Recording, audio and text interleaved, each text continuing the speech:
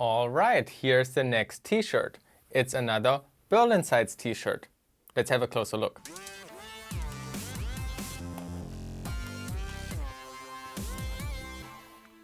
As you can see, it's glass and it says here, everything stays different. I think this is a reference to the saying, storm in a water glass. And I think this wave here is from a very famous painting. But I don't really know what the meaning of this whole thing is. And on the backside, you can see the Berlinsides logo, and it says here, everything stays different in like a mirrored way. This is a really exciting t-shirt. Not so much because of Berlinsides, but because it's the start of LiveOverflow. But before I talk about LiveOverflow, let me just mention a few things about this Berlinsides. So we are now in May 2015. Now, you know that at this point in time, I was into CTFs for quite a bit already. I wasn't like super good. I wasn't like participating or competing on like a high level. I was just having fun and playing my challenges.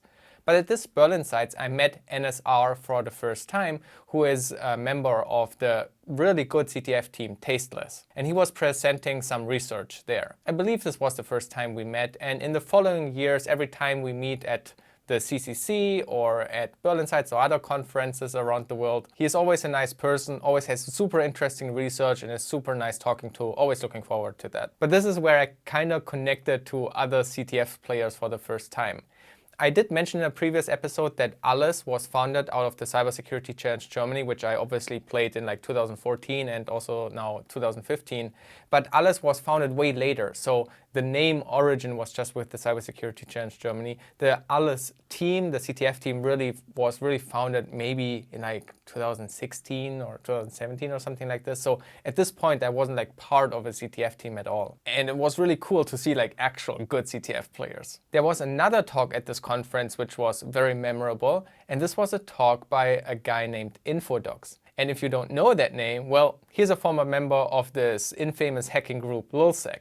And LulzSec was like active in around 2012 when I was just a university student in my bachelor's degree and I had barely any security knowledge. This was the year where I did my first CTF, and when I read the news and the releases from LulzSec, reading their text files and how they were making fun of everything, it was just such a big joy at the time. I was celebrating this so much. Of course, it was a bit like dumb stuff because they got into very serious trouble of what they have been doing. But it's like this typical hacker story, you know, it wasn't really done for super malicious purposes. It was really just to have fun. At least that's what I think it was. And so one of those former members, Infodox, was giving a talk at Berlinsides. And when I realized it, I was like, what the fuck? One of the LulzSec guys is here? You have to think about this. Like, I followed them when they were still anonymous and hacking around and releasing the text file in 2012, and I thought they were so cool and whatever. And suddenly I see him like at a random Berlin conference, and I was like, what the heck is happening? I'm not sure if I talked with him at this conference.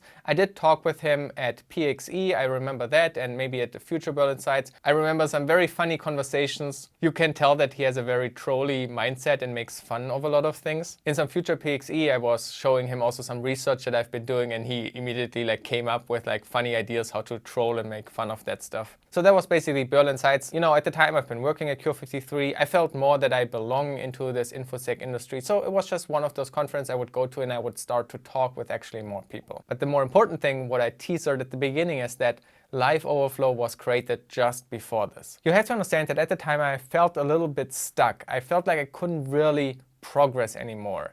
I saw these crazy CTF challenges that I couldn't solve, and I didn't know how to do that. I didn't know how to learn this stuff. I felt like I was hitting a wall and I didn't really know what to do about myself. And then I discovered GeoHot live streaming, who is obviously a very experienced hacker, super professional, and seeing him actively working, looking over his shoulder what he is doing when he is trying to solve a CTF challenge, that blew my mind and showed me a few little tricks, and that pushed me through that wall. And after that, I was able to progress a lot again. And I was so fascinated by his live CTFs that I really wanted to share this as well for people that come after me. At the time, there was also a small community rising up called Watch People Code. It was very early in its infancy, but they were streaming themselves on Twitch. And I love this idea of looking professionals over the shoulder. you can learn so much from that. And so even though I wasn't on GeoHot's level, I thought I could provide this for people that come after me. I mean, at this point, I did understand the basics of buffer overflows and so forth. So I created a YouTube channel and I created a Twitch channel and I started to experiment with different content. As you know, I've been playing CTF solo. So I was playing CTFs, recorded myself solving CTF challenges and uploaded it on YouTube. I tried to record it first and then edit it and create voiceovers for it afterwards. And of course, I also started live streaming myself, attempting to solve the protostart challenges, you know, the binary exploitation playlist that I've created. I started that first on Twitch as a live stream. So this is what was happening in early 2015. Basically around March 2015 is when I started LiveOverflow. And I obviously came up with this name because I was doing buffer overflows and also live streaming. Now, very importantly to understand is that for me, LiveOverflow was completely separate from my professional identity. I didn't want them to bleed together. I was really scared about LiveOverflow. I felt I had already my foot into the door of the industry, and I was worried if I would show people how I really struggle and what I actually don't know about. You know, live streaming is very exposing yourself. You really show your weaknesses. So I was really worried about my professional career, that making YouTube videos or Twitch live streams would have a really bad influence. Now I know that this fear was completely baseless, but generally, I think it's good to be a bit careful with your online presence, especially if you want to have jobs later. So I was just very vigilant about that. So when I went to berlinsides, nobody knew that I started making YouTube videos or Twitch stream. I didn't tell anybody. I didn't even tell friends. You know, in 2015, I also played the second round of the Cybersecurity Challenge Germany, and also I didn't tell anybody there. I think I didn't even tell my roommate at the time. I'm not even sure if I told my girlfriend, at least at the start of it. I didn't even tell my parents for like 2 years or so. And we are talking years here. I really tried to separate those two things. I really was worried that it would have a negative impact on me. Over time, I started to be a bit more comfortable with everything bleeding together. One of the biggest confidence boosts I got was when Ginvael from the Dragon Sector CTF team was actually retweeting and advertising my YouTube channel, because he was somebody I wanted to be. He's part of a world-class CTF team. To me, the best CTF teams are the best hackers in the world. So having somebody who I consider to be one of the best in the world say that my content is worthwhile and sharing it, that gave me a lot of confidence. And I started to feel like maybe, you know, there can be a bit of a crossover. Also, I tried really hard to stay anonymous so that people wouldn't figure out that I'm LiveOverflow. But this failed miserably. Especially throughout these first months, I made several mistakes that leaked my identity. The first thing that I couldn't really even control was that somebody at Checkspace was recognizing my voice when watching those videos. So can't really prevent that from happening. But worse, I was, for example, getting an SSL certificate with my regular email, and then this SSL certificate had my real email in there, and with that email you could then find my personal website. And one day I received an email from somebody who figured that out. In the beginning, I was also a bit worried about doxing and people like attacking me online. You know, these stories of some kiddies that dig up some information and share it online and, I don't know, do harass you online. So I was also a bit worried that that might happen because they thought that I'm a kiddie who just makes dumb YouTube videos and feared that that would put a target on me. Again, nothing happened throughout those years.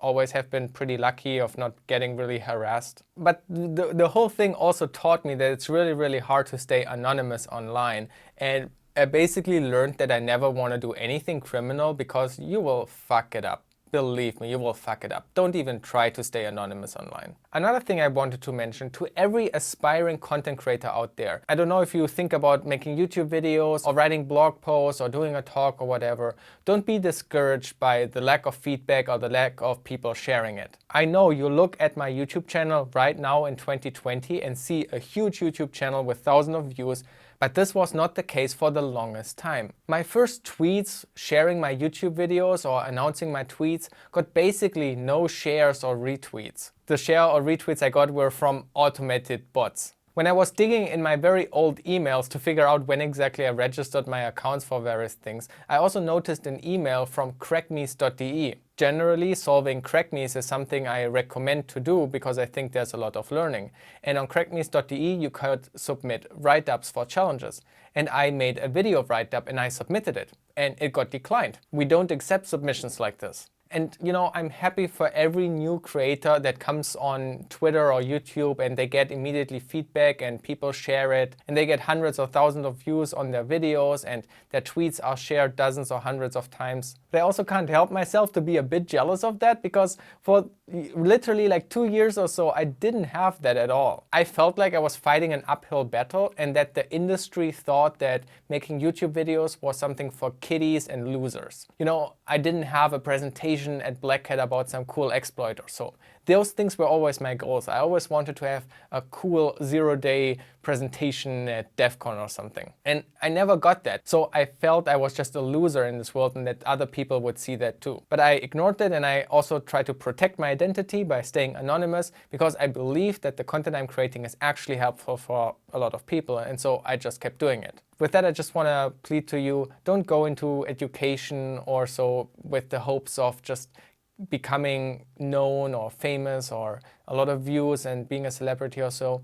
Make the content you want to make the content you would want, and ignore what other people do. And if they don't share it, it's not because they don't like it, it's just because you haven't found the people that actually like it yet. I don't know if it's true, I didn't conduct the study, I didn't really review the data, and obviously it might be survivorship bias being in my own bubble, but I do have the feeling that with LiveOverflow, I kind of put a spotlight onto YouTube and Twitch as being a valuable part of this community, especially because I thought a channel like mine would never grow to the numbers it has grown now. So I do feel like I fostered that niche a little bit, and that makes me a little bit proud. Maybe I'm wrong about that, maybe I'm giving myself too much credit here, but anyway, I'm very proud of what I created with LiveOverflow. And while this is kind of like an advents calendar video series and we soon reach the 24th, for me, this video is almost like, you know, Christmas Eve. After that, you kind of can follow my life by looking at my YouTube videos, which reflect oftentimes stuff I've been doing, you know, privately as well. But basically, I've been telling you the story of how Fabian became LiveOverflow. And the most important thing I want you to take away from this video series is that it just takes time and it didn't happen overnight. It took several years until I started LiveOverflow, and then it took several years from that to get to the popularity that LiveOverflow is today. So do your school, go to university, work your internships, get your first jobs, whatever. You know, take those years. It doesn't matter, believe me. If you keep going on it, if you slowly work on it, you don't need to rush anything. I wasted so much time playing games. 8 years later, and I still can't solve hard pwnable challenges. Don't worry about it. Take your time and just enjoy your ride. That's what I've always been doing. I just enjoyed the ride and did always what seems fun to me and learned stuff that seems fun to me. And that worked fine for me. Anyway, see you tomorrow.